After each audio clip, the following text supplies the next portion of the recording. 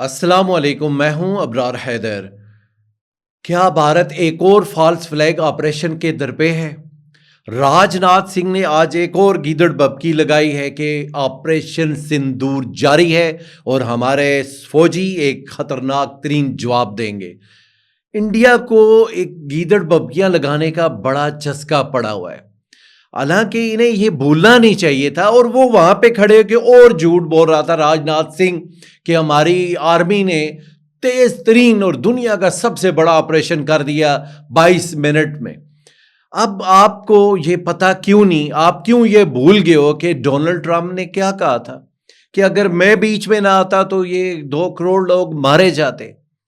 یہ جو آپ کو یہ یاد رکھنا چاہیے کہ نریندر مودی جب اسرائیل میں گئے اور وہاں پہ جا کے اس نے کہا کہ father land is Israel, mother land is India, تو فادر کا حال ذرا دیکھنا، اور فادر کا جو حال کر رہا ہے وہ تو بے سر و سامان، نہ تو وہ ایٹمی قوت ہے، نہ ہی اس کے پاس ٹیکنالوجی ہے، وہ بے سر و سامان ایران تمہارے باپ کو ناکوں چنے چبوا رہا ہے، اور تم باتیں کرتے ہو پاکستان کی۔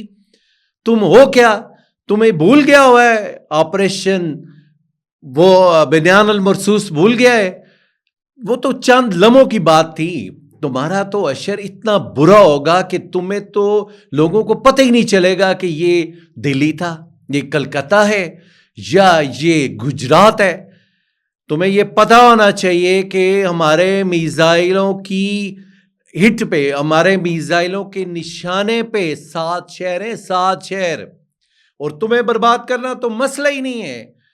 وہ تمہارا باپ جو ہے نا، اس کو ایک بے سر و سامان ایران 2000 کلومیٹر دور سے برباد کر رہا ہے۔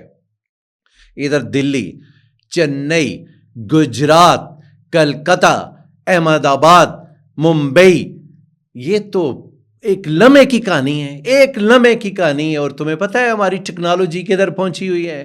دنیا پوری یہ ماننے کو تیار ہے، دنیا یہ مان چکی ہے کہ ہمارے پاس جدید ترین ٹیکنالوجی ہے۔ ہمارا کوئی بھی جہاز، جنگی طیارہ اپنی فضائی حدود سے باہر نہیں گیا۔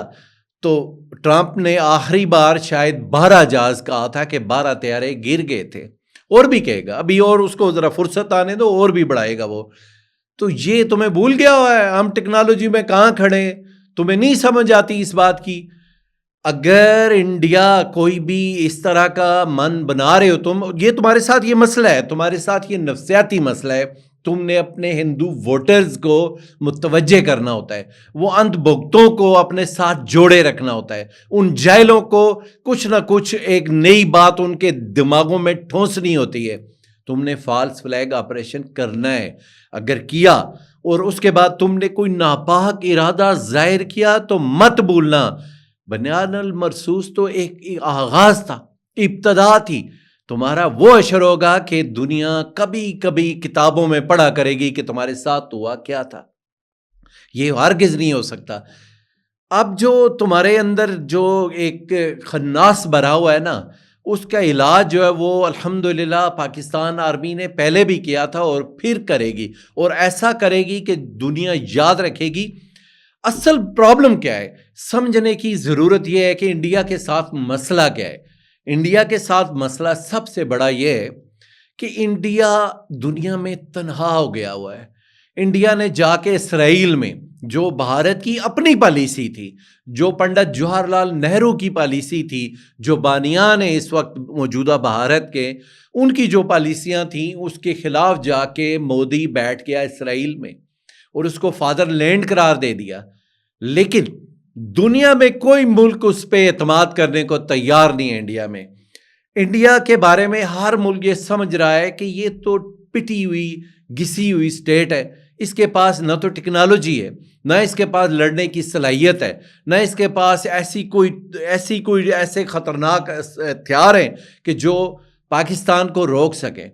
اب دنیا طاقت کے ساتھ ہوتی ہے، دنیا میں وہی ملک آگے بڑھے گا جس کے پاس طاقت ہوگی، جو لڑنا جانتا ہوگا، اور لڑ کے دوسرے دشمن کو آخر دم تک، جو لڑ کے دشمن کو انتہائی انجام تک پہنچانے کی طاقت جو ملک رکھے گا وہی آگے بڑھے گا۔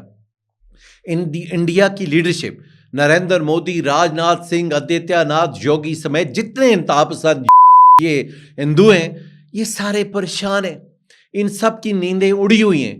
کیوں؟ یہ پاکستان کی پرواز سے جل رہے ہیں، انہیں اپنی تنہائی ستا رہی ہے، پوری دنیا میں کوئی انہیں گھاس نہیں ڈال رہا۔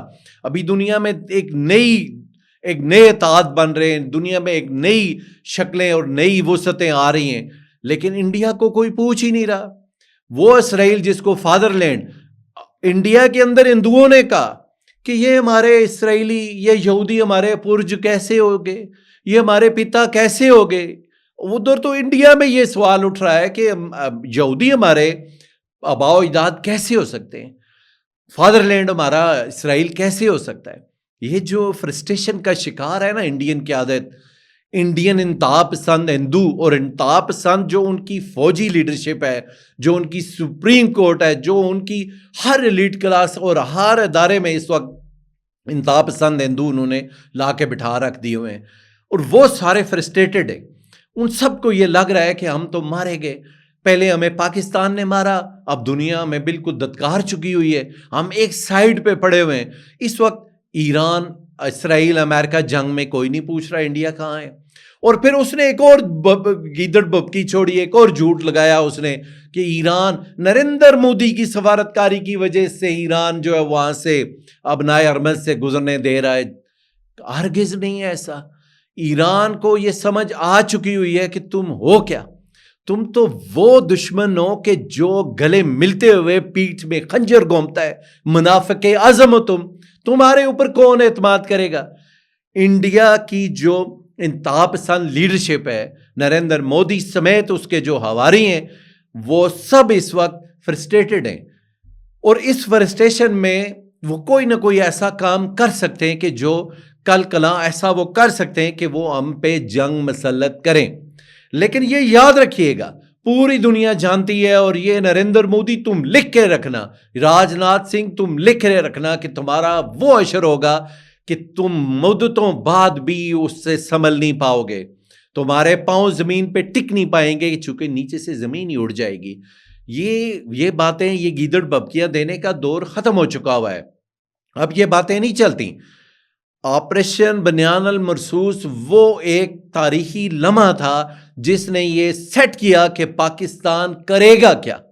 اگر تم نے کچھ مس ایڈونچر کیا تو تمہیں وہ جواب دیا جائے گا کہ جو تاریخ کی داستانوں میں، تاریخ میں لکھا جائے گا، اور تمہاری داستان تک نہیں ہوگی داستانوں میں، یہ لکھ کے رکھنا۔ اپنا بہت خیال رکھیے گا، اللہ حافظ۔